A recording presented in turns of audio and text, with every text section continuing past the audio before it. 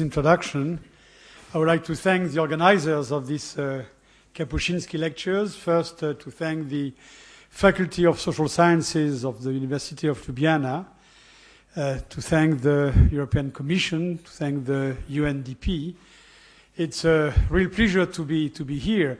My only time in Slovenia was a few years ago, where there was a World Bank conference which was hosted by Slovenia and which took place in Bled. But because I was very busy, I went directly from the airport to Bled. And my feeling of Slovenia was simply that of a very sparsely populated countries with small and beautiful villages and very few people around. And not many people really interested by development and globalization and poverty. So today it is a real surprise to see that there are so many people in the room. And I thank you for that. And I can see that definitely there is a very strong dynamism in Ljubljana, in the University of Ljubljana. And I hope that this lecture can generate some vocation among you to work on these issues of global poverty. I didn't know very well Richard Kapuscinski when I was asked to give this lecture. And so I tried to find a couple of books, and I was very interested by his book on Africa, which is really a collection of very, very short stories of things he has seen in Africa, going over all of the continent, and people he talked to. And I thought that this quote from Kapuscinski was really a good quote to start this lecture, describing somebody, if I remember well, it is in Tanzania. He said, "We are in a world in which man, crawling on the earth, tries to dig a few grains of wheat out of the mud just to survive another day." And it seems to me that at the time we are talking every day, every moment, everywhere about globalization, there is a kind of contradiction here. How come is it still possible to observe this kind of situation? And this was done in the days Kapuscinski was visiting Africa a long time ago, but you would still find people in the same situation today. How is it possible to find this contradiction between the concept or the process of globalization and this kind of situation? Let me get a little more into global poverty. Today there are 6.5 billion people in the world. Now, I will show the figures in just a moment in more detail, but we can estimate that 1.4 billion have less than the purchasing power of $1.25, which is less than €1, to survive every day. Now imagine what you would do with less than €1 a day. Now you could say that this is a very extreme definition of poverty. A less extreme definition would be to move to $2 or to the double. It should be $2.5 a day. And then you would find that 2.8 billion people are in such a situation. If you want to look at nutrition, then you may know that the FAO, the UN Organization for Food and Agriculture, just published figures according to which there are more than 1 billion people in Earth who are undernourished. 1 billion people do not have access to drinking water. More than 2 billion people live without sanitation. And on top of this, we can estimate that every year 11 million children die under age 5, and that in developing countries there are still 115 million school-aged children who are not going to school. Now, another very striking comparison you can make when you look at global poverty today is that if you look at history of Europe and you try in a very rough way to figure out what was the standard of living of Europeans back in the Middle Age, then you can say that today more or less 23% of the people in the world have a life which is worse than what was the life of the average European in year 1000. So you see that the lag in terms of development is a few centuries. It is half a millenary lag in development. So this is clearly unacceptable. This is definitely outrageous. And this is especially the case at the time we are talking about globalization, and globalization meaning, or supposed to be, supposedly meaning that people are more or less living at the same level, or more or less at the same level of a standard of living. So this is certainly the case, and I believe that we are right in being irritated by this state of affairs and to fight against it. At the same time, we have to look at those figures in retrospect, in the dynamics. I mean, maybe there are still many poor people today, but if this number is declining, and declining very quickly, we may be on the right path to get rid of poverty. So it is very important to study the way in which this figure has changed over time. Is it decreasing? At what speed? Is it the case that globalization is contributing to this decrease, or is contributing to accelerate the speed at which poverty is decreasing? Now, depending on the answer to this question, the next question is what can be done and what is being done today to accelerate poverty reduction at the global level? And we just talked about aid, and I will come back to aid or development assistance, but also what can be done within developed countries, which is not exactly directly linked to aid, and what can be done, of course, in developing countries. And finally, given the very particular time we are going through, I think that the issue of what could be the effect of the crisis on the process of globalization and, more importantly, on the process of global poverty is important. I will not, of course, in 30 or little more minutes, go into the detail of that. It will only be very brief insights. I will take a mostly economic point of view and an academic perspective more than a political perspective. I don't want to say that non-economic perspectives are not important. They are equally important. And being today in the Faculty of Social Sciences, I would say that social scientists, of course, have very much to say. But I would say that in general, there is a kind of consensus about the analysis we make of these issues. And the other point I wanted to make is that it is true that the situation we are confronting today in terms of global poverty is terrible. It is terrible to think that there are so many poor in the world. But if we want to be constructive, we want to help the process of getting rid of poverty, then we have a need for rational and accurate analysis more than for passion and for some kind of purely doctrinal argument. We need to understand what is going on, and we need to understand what can be done in order to counter the evolution if the evolution is negative, to accelerate the evolution if it is positive. First, one word on defining poverty, and I will take the international definition of poverty as it is being used by the United Nations, by the World Bank, by many international organizations. They define extreme poverty as being this purchasing power corresponding to $1.25. The words, the letters PPP here means purchasing power parity. In other words, we take into account the fact that $1 that you will spend after getting out of the foreign exchange office in Mali or in Rwanda will not buy exactly the same thing that $1 would buy in New York, or the same thing as 0.75 euros would buy in Ljubljana or in Paris. So this is taken into account. So this means that we can really consider that this money has been converted into purchasing power. So where this amount is coming from, simply because some people took the official poverty line in the poorest countries in the world.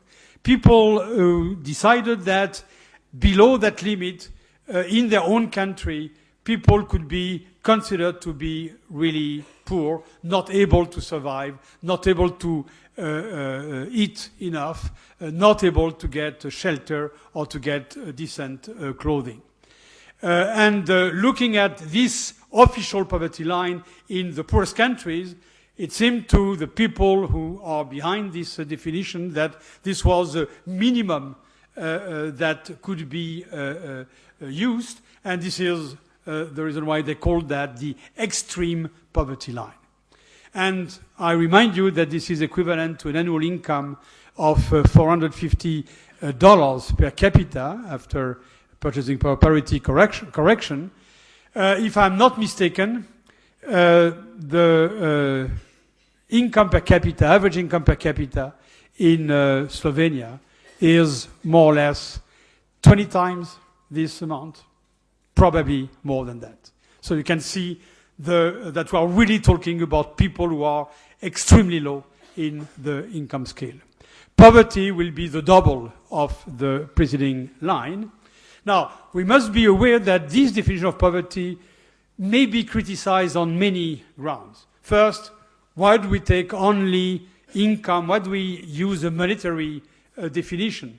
What about the health status of the people? People are poor not only because they don't have enough to eat, but also because they are in bad health situations. Why shouldn't we take into account in the definition of poverty the fact that people are not feeling well? Why don't we take into account the fact that they don't have access to a lot of facilities, or that they are living in terrible environments when they are living in those shanty towns around the big metropolis in developing countries?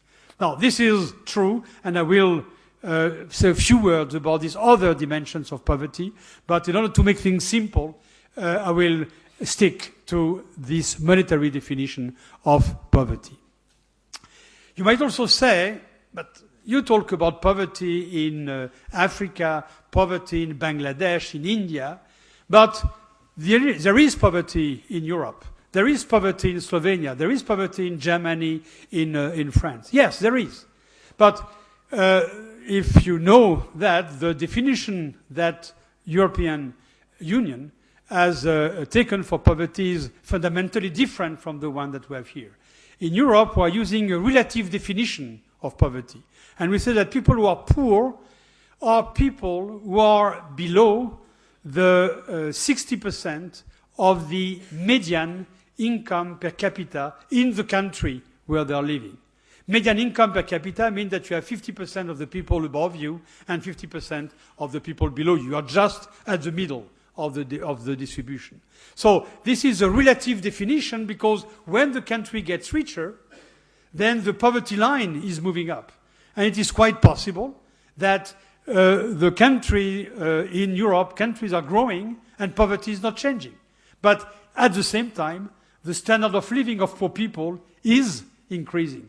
But their standard of living relative to the median in the population is not changing, or as a matter of fact might even get worse. So there is a big distinction to be made between absolute versus relative poverty, and you can see that the difference is really between absolute needs and relative needs. When you live in a society, you may need to do more or less what all the other people in the society are doing. Perhaps today, a mobile phone is a basic good. You cannot live, maybe, without a mobile phone in Slovenia or in a country in Europe. Now, you can probably very well survive in Africa if you are lacking a mobile phone and if you have enough to eat. So this is the difference. So in all what follows, I will stick on this absolute definition of poverty. Another issue I'm completely ignoring is what is going on within households. We are looking to some extent to, we will be looking at household surveys. We look at the household like a black box. It's okay, this household is generating so much income. either directly monetary or either by cultivating a plot of land. And we divide that total income by the number of people within the family, and this is the way in which we define poverty at individual level. But are we sure that within the family consumption is shared equally by all the members? We know, on the contrary, that there are many countries where within the family there are huge inequality, and in particular there are gender inequality. And when you, in some countries, you compare the bio characteristics of little girls to that of little boys, you realize that little girls are not in the same health don't have the same health status as little boys, basically because there is gender discrimination. Again, this is something that I will not be considering. Let me get at the evolution, given those definitions of poverty in the world. And let me get directly to some picture in order to see what is the extent of poverty. Here you have the evolution of extreme poverty, the proportion of people in the world who are below this $1.25 a day per person, and this is evolution between 1981 and 2005. This is only the developing world. If you wanted to have those proportions for the whole world, you should multiply those figures more or less by 0.8, because the population in the developing world represents more or less 80% of the world population. This is changing. This was not the same in 80 and in 2005, but on average, this is what you would find. Now, what you see here, that in the world, the proportion of poor people is going down steadily, and it went down from 52% of the whole population in developing countries in 1981 to a little more than 26%. So this means that in 25 years, poverty has been more or less halved in the developing world, which is something quite considerable. Now, this evolution, of course, is hiding very strong disparities. If you look at East Asia, and of course, behind East Asia, the big country is China, but not only China, there are other big countries in East Asia, then the evolution is still more dramatic. You see that poverty went down from almost 80% in 1981, which was the time of the reform in China, to a little less than 20% in 2005. So poverty has been almost divided by 4 in East Asia.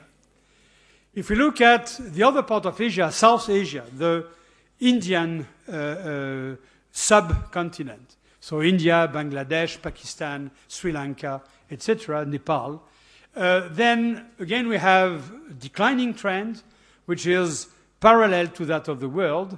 They are starting at a lower level than East Asia, 60%. They end up at a much higher level, 40%. Again, there is a real progress being made. Here is the case of Sub-Saharan Africa. And this is a completely different behavior. First, we see that starting at a level which was below South Asia, below East Asia, a little more than 50%. In the first stage, until the end of the 90s, the proportion of poor people in Sub-Saharan Africa has increased. And then it started to decrease around the end of the 90s and during the 2000s. Today it is slightly less than what it was in 1981, but you can see here that in 25 years there is almost no progress. And remember that behind that you have a growing population, which means that the proportion is remaining constant, but the number of people being poor is increasing at the same time as the population. Finally, I put here Latin America as a region where there is very little poverty. I didn't mention Eastern Europe and Central Asia or Middle East, basically because the level of poverty there, and we'll see that in a little later, is extremely low. And in Latin America, again, we have something which is very flat, almost no change. Now, this is the same thing when we look at the cumulated number of poor people in the world, East Asia, South Asia, Sub-Saharan Africa, and all the others. But this is in number of people. So you see that overall, the number of poor people is declining, not continuously, but is declining, which means that economic progress is compensating for demographic growth. But if you look at sub-Saharan Africa, if you look at the eighth of this area, you'll see that it is increasing, which means that in sub-Saharan Africa, as I was saying before, this is not true. Now, you could do the same thing with the poverty, $2.5 a day. Of course, you'll have more or less the same evolution, but poverty is much higher when you define it in that way. I'm not insisting on this. This is the same thing with number of people. This time, when you look at the $2.5 a day, then for until the end of the 90s, the number of poor people in the world is increasing rather than decreasing. And this is evolution in history. This goes back, these are estimates that I've put together several years ago. And the blue curve is the number of extremely poor people. The red curve is the proportion.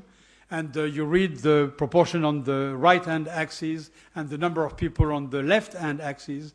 And there you can see that continuously, except for the war period, the crisis and the war period, where you have this flat segment of the red curve, poverty in proportion of the world population is declining. And when we look at the number of poor people, we see that it starts plateauing more or less in the 60s. What we have seen before is simply magnifying this evolution. So I'm not insisting on this. Okay, same thing with poverty. I don't insist on that. Now, last chart. Here you have other dimensions of poverty. And there is apparently a big correlation between monetary poverty and other dimensions of poverty. Here, income poverty is represented by the blue bars. And this is in 2006. And, of course, you see that the poorest region in the world is sub-Saharan Africa. We find the 50% proportion that we saw a little earlier. South Asia with 40%. Then, when you look at the rosy, not sure it is rosy, browny bar, this is under 5 mortality. And you see that it is biggest, the biggest bar is in sub-Saharan Africa. Then you have South Asia. But when you look at the other regions, you can see that there is no perfect correlation between income poverty or monetary poverty and under 5 mortality. So we must be careful in not saying that everything can be summarized by monetary poverty. A good analysis of poverty, a complete analysis of poverty must take into account these other dimensions. And the yellow bars correspond to children who are at school age but are not going to school. And again, you can see that there is a rough correlation between poverty and this school enrollment or unenrollment rate.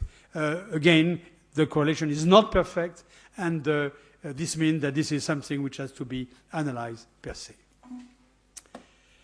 Let me say now a few words about the effects of globalization on poverty, or more exactly on the way, the channels through which globalization may be affecting poverty. Basically, there are 2 channels for the evolution of poverty.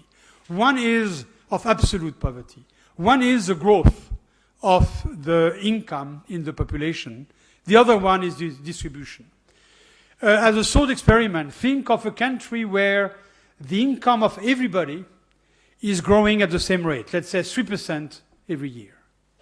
Then in that country, automatically, poverty will be reducing over time, because every year, some people will jump over the poverty line, whether it is 1.25 or whether it is 2.5. Okay? So growth per se explains why there may be a drop in poverty when the economy grows. But now, let's say that at the same time as growth is taking place, and for other reasons, possibly globalization, the distribution is changing. Let's say that growth is favoring the top of the distribution, but is not doing anything to the bottom of the distribution. Then it is possible for growth to take place. If we look at the average income, it is growing in the economy. If we look at GDP per capita, it is growing in the economy, but poverty is not changing, simply because growth is not reaching the poor people. On the contrary, you may have a positive, a progressive change in the distribution where poor people are benefiting more from growth than rich people. This is what we call pro-poor growth, in which case the growth is not only producing a drop in poverty, but is accelerating because of the change in the distribution. The poverty reduction is being accelerated. If we want to study the impact of globalization on poverty, we should be able to analyze the way in which globalization is affecting the rate of growth of an economy, of the various economies in the world, and in particular in developing countries, and the way in which globalization is affecting the distribution of income. If I look at a country like China, for example, it is true that China has grown at a very fast pace over the last 20 years. At the same time, it is true that the distribution of income in China has become more and more unequal over time. What does that mean? This means that poor people have benefited from the growth process in China, but much less than it would have been the case if the distribution had not changed against them, but had remained neutral or had changed in favor of them. Now, this is the case in China, but you may very well imagine that in some countries, you'll have the distributional change will generate an increase in poverty despite the fact that some growth is taking place. Let me illustrate that. On this chart, you have on the horizontal axis the GDP per capita in the various regions. On the vertical axis, you have the proportion of poor people. This is extreme poverty. And every curve describes the evolution of one region in that space. So if you look at East Asia, this is telling you, when you read this curve on the horizontal axis, you look at the income per capita. When you read this curve on the vertical axis, you have poverty. What you observe in the case of East Asia is that income went up because the curve is moving from left to right, and poverty went down because the curve is moving from top to bottom. So this is what we're expecting. But look at what is happening. There are two flat segments in that curve. I don't have any laser pointer, but around a little above $2,000 per capita and a little above $1,000 per capita, you have two flat segments. These segments are such that the Chinese economy grew, but no change in poverty. So this shows that the distribution within the country plays a huge role. And you have the same thing with South Asia. You see that there is not even a flat segment. It is a segment which is going up. In other words, there were instances in India and in the continent where income grew, but poverty. Thank you very much. And it works. Fantastic. I'm referring to this. This is a situation where income grew, but poverty grew too. So to say that growth is generating poverty reduction systematically is wrong. You have to look at the same time at the distribution. And this is what is making things difficult, because globalization, of course, is able to affect growth and to affect the distribution. The case of China is a very good example. It is true that globalization was benefiting people on the coastal area, which were already richer than the other, and didn't benefit people in the northwest part of the country where you had poorer people. So this shows that globalization per se may generate changes in the distribution. In this chart, I put the case of this region, which is used in the work by the World Bank, they are putting together Eastern Europe and Central Asia. And here you have a phenomenon, which is you start from that point here. I mean, there is a very low level of poverty, of course, because the level of income is much higher than in the other regions I was mentioning.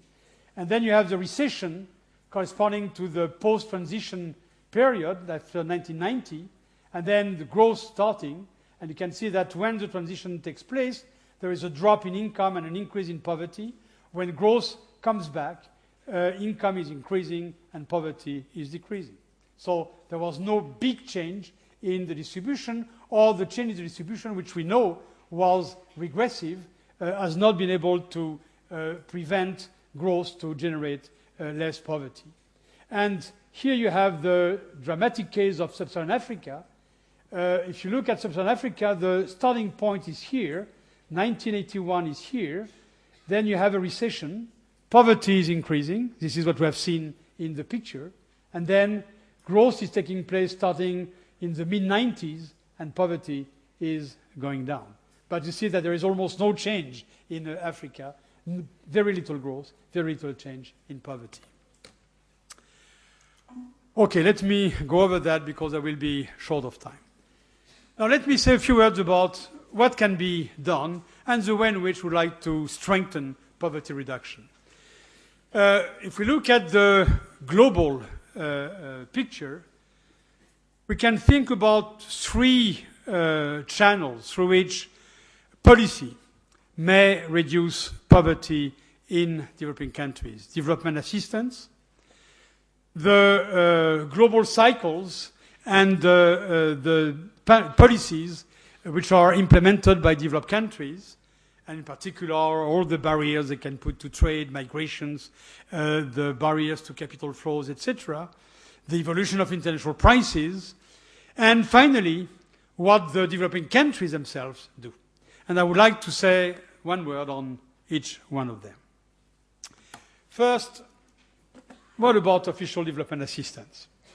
This is a very well-known picture that people in the United Nations, in UNDP, in the World Bank, in the Africa Development Bank are showing again and again, which is the evolution of development assistance by OECD countries, this is the DAC countries, since 1990. And if you look at the red curve, this corresponds to official development assistance as a percentage of the national income in those countries, and this is measured on the right axis. And the two other curves correspond to official development assistance in constant dollar terms, and this is measured along the vertical axis. Now, what you observe when you look at the red curve in proportion of GNI is that there is a big drop in official development assistance taking place after 1990. And this is essentially the disappearance in the concerns by developed countries of the geopolitical motivation of assistance. During the Cold War, it was important to some extent to buy governments to make sure that they would stay in the right side in the kind of confrontation between East and West. And because of that, we know that some countries and some, not only countries, unfortunately leaders have received a lot of money which was considered as being aid and which was essentially not used for development. This motivation disappeared in the 90s, and we have to wait until the 2000. And as a matter of fact, the United Nations Millennium Declaration about poverty in the world, about development, about the so-called Millennium Development Goals, saying, okay, something has to be done against poverty in the world, and something has to be done in order to increase development assistance for development assistance to finance the progress needed in order to reach the Millennium Development Goals, reduction of poverty, improvement in health, reduction in infant mortality, improvement in school enrollment, etc., etc.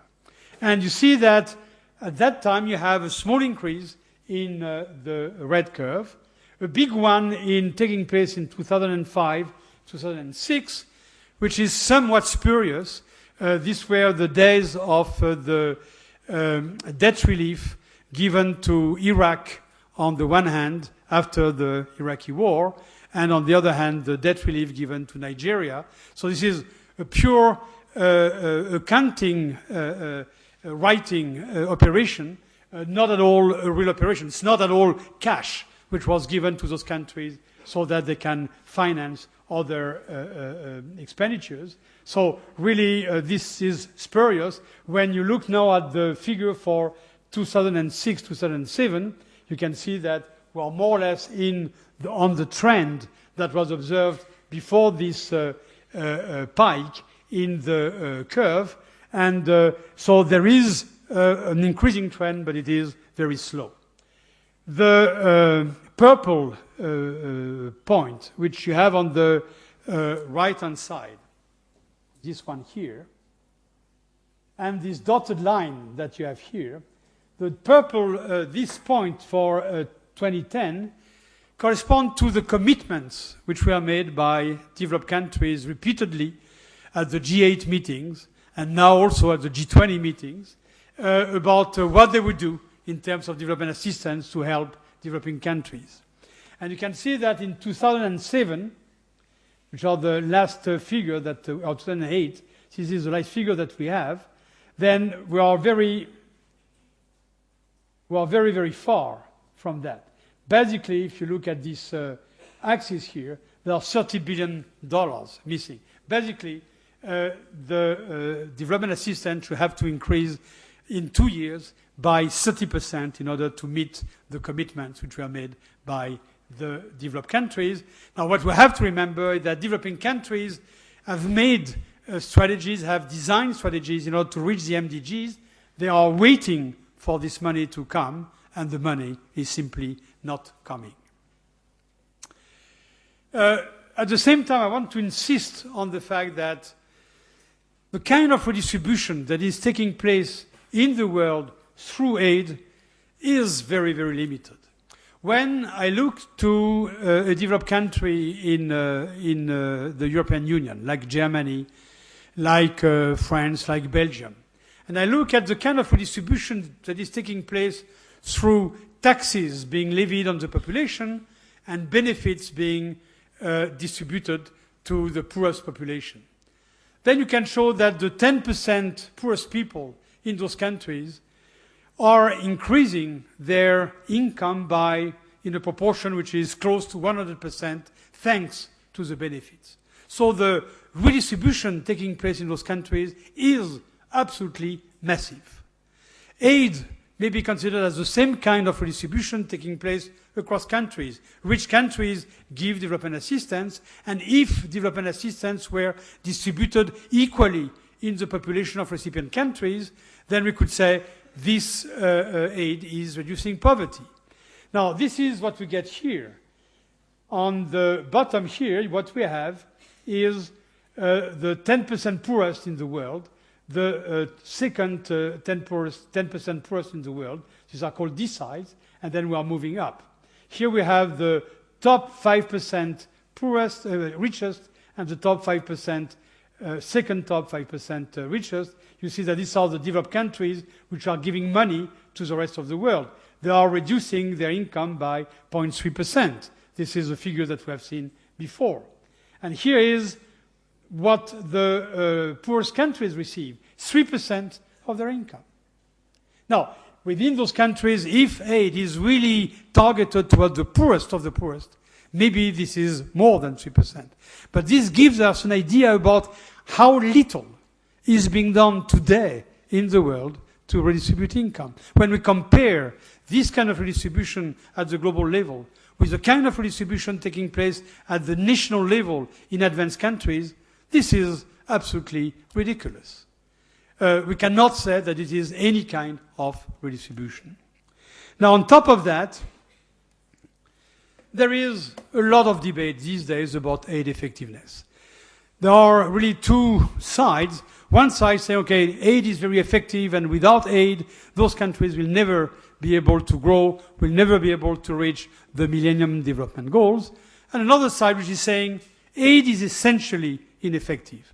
And the proof they are giving is poverty has not declined in Africa. We have seen that. Yet the amount of money which has been poured in Africa is enormous. The total amount in 25 years is around 1,000 billion of dollars.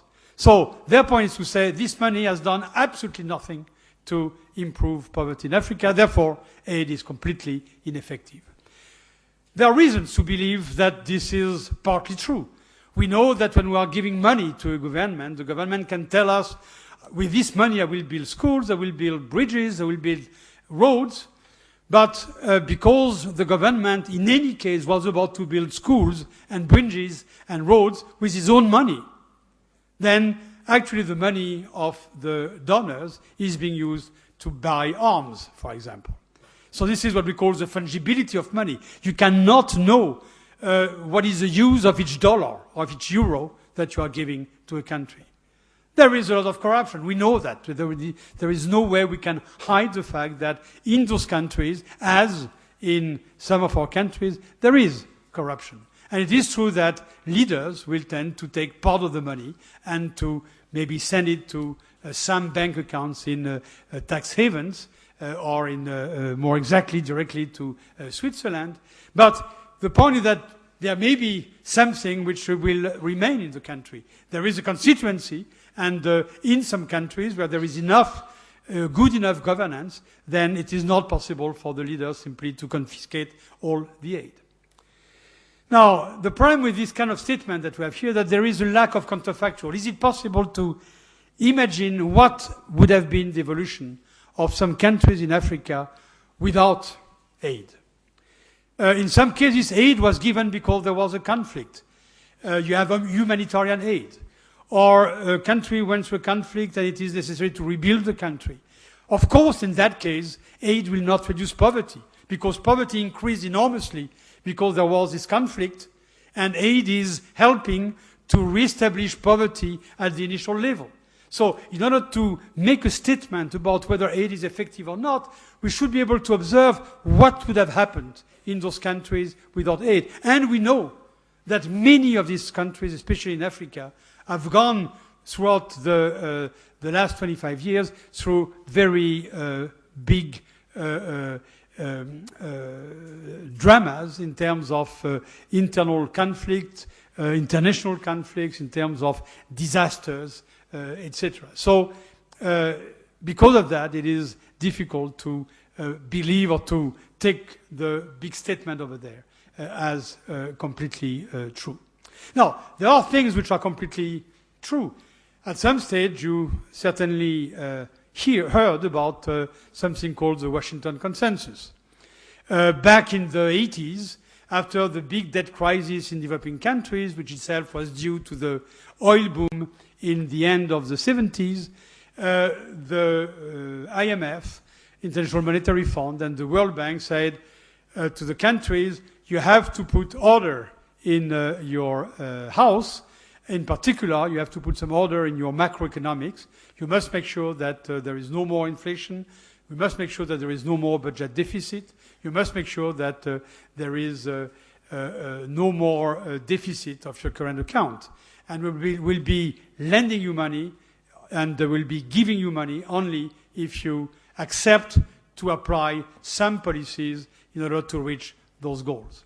And other policies were recommended, like privatizing, like liberalizing, and to some extent in the 80s and in the 90s, in many countries, they tried to apply the Washington Consensus principles, and after 10 years or a little more, we had to conclude that these policies were not very effective, and it is not because you privatize a public company that the company is working systematically better or that the welfare of the population is increasing. It is not because you are liberalizing trade that the country is growing faster. Everything is extremely specific, and the kind of recipes which was behind the Washington Consensus, behind the conditionality required for coming with aid was simply wrong. And I think that today we have a much better view on this because of the UN Millennium Declaration I mentioned, because of this meeting which took place in Monterrey 2 years after, in order to see how it was possible to finance the effort to reach the Millennium Development Goals. A new aid model has appeared where, contrary to the Washington Consensus, the donors insisted on the fact that recipient countries should be only people in charge of their development strategies. They should own their development strategy rather than take the development strategy from multilateral organizations. And it would be much better to give money to those countries as budget support without telling them you should spend the money in this, and this way, and then we'll be on your back checking whether you have done it or not. It was much better to simply tell them, this is the money, this is in your budget, you spend it, and then we'll meet in 2 or 3 years' time and we'll see what are your gross development performances, and we try together to analyze whether you've done well or whether you have not done well. In that case, we'll try to understand why this is the case. So this is a new aid model. I think it is working. It is working in countries where governance is rather good, where you truly have a government, where it is possible you have some transparency in public accounts. So it is possible indeed to see what is going on in the country. But not all countries are like that. There are countries which are with some euphemism called fragile states, where governance is very weak, where in some cases there is not even truly a government, where there is absolutely no transparency in the government. And then this is where it is difficult to channel aid today.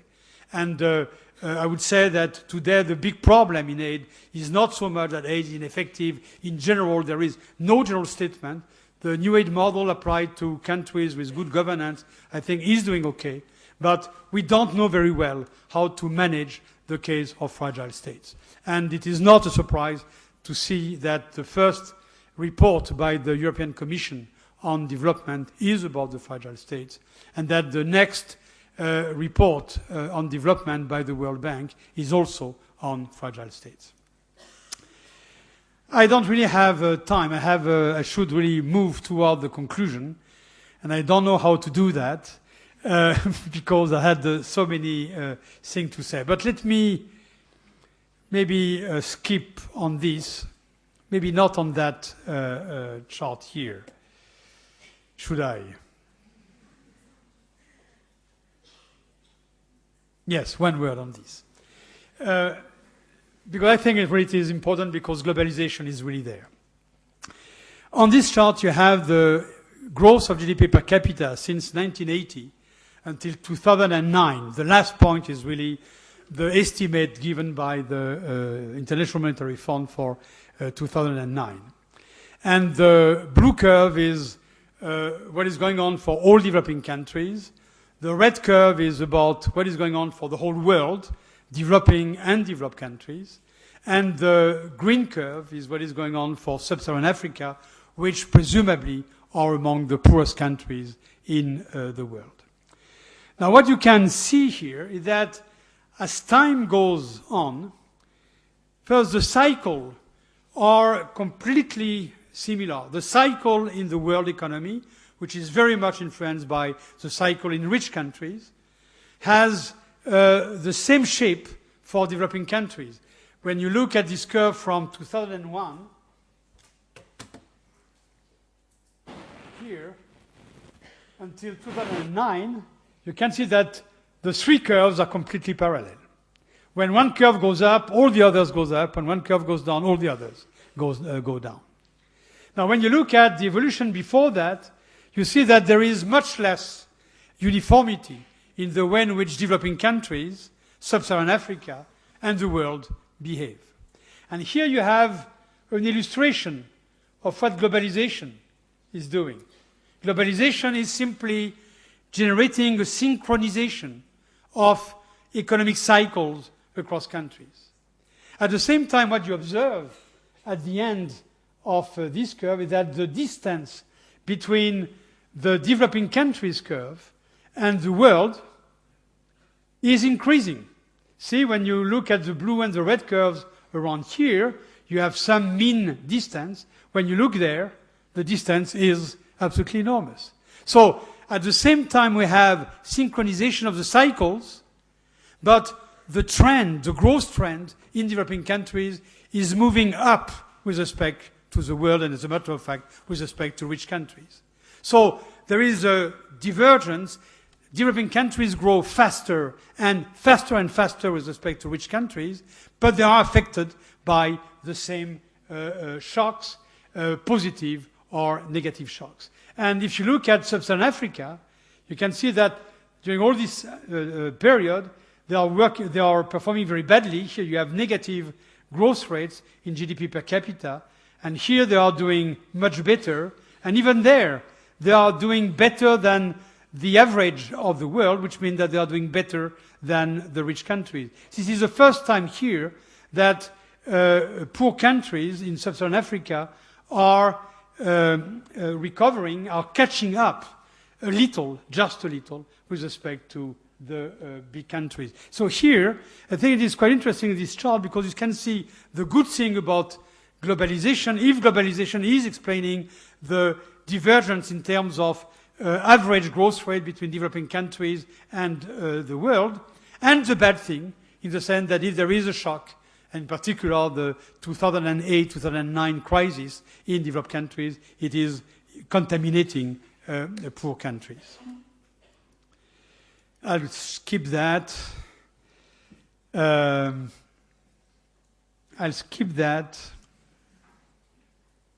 Okay, let me make a final point before concluding, which is that when we look at the role that policies within developing countries can play in order to affect poverty, we may say, okay, growth indeed, if a country is able to enhance its growth potential, this is good.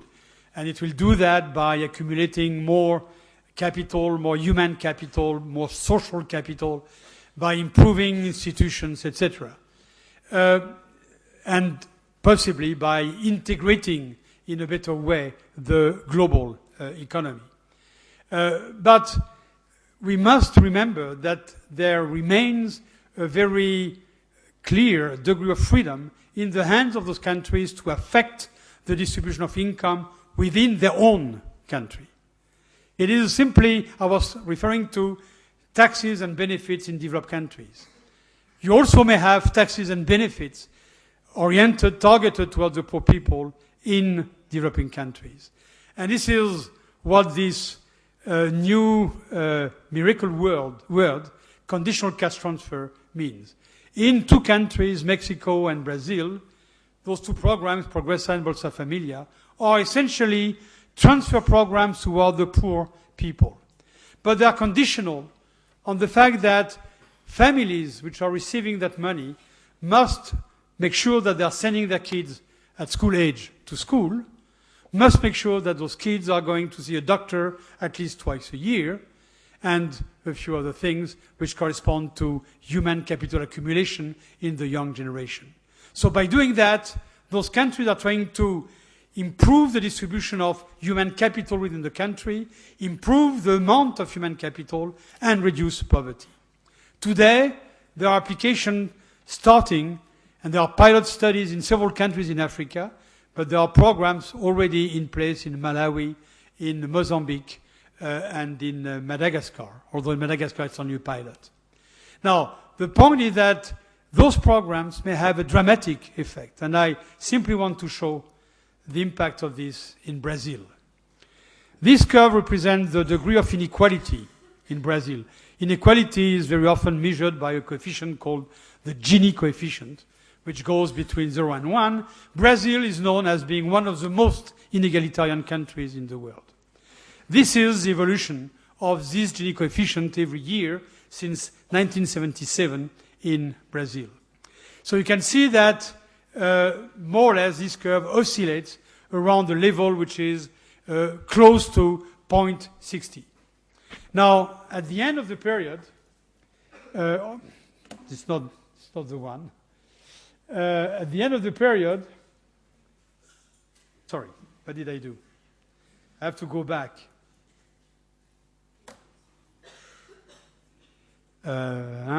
Previous. I succeeded. At the end of the period here, you have first the end of the Cardoso presidency, then the beginning of the Lula presidency. And you see that suddenly the degree of inequality is going down dramatically in Brazil. All this is due to this Bolsa Familia program. This started with not the full program implemented by the Cardoso administration. This continued with the full program with the Lula administration. And the impact on poverty has been absolutely tremendous. Rural poverty has been reduced by more or less 60%, 70% because of the program. So the point I want to make here is that let's not believe that there is nothing we can do about poverty within a developing country. It is true that Brazil is an emerging country, has an administrative capacity which may not be found in Malawi or in Rwanda or in Uganda. But the experience that are being made in some of these countries show that indeed it is possible to transfer cash to the poorest families, to make sure that the money is not, does not disappear in somewhere in the system. And I believe this is gives very much hope to what can be done in those countries. So it's too late. So I'm sorry, but you won't hear anything about what the crisis will do in all this. So you will not be able to know my prophecy about the future of global poverty in connection with the crisis. Maybe I can say a few words during the discussion. Simply let me conclude with the following recommendation. Let's not lessen our efforts to promote a sustainable and inclusive global development. By inclusive, I mean global development which, unlike the quote by Kapuscinski I cited at the beginning, is not leaving people completely out of the process, simply digging the mud in order to get something to eat. Poverty may fall quickly. MDGs may be made closer, even in a world where growth will be slow, which I believe will be the case because of the crisis in the decade to come.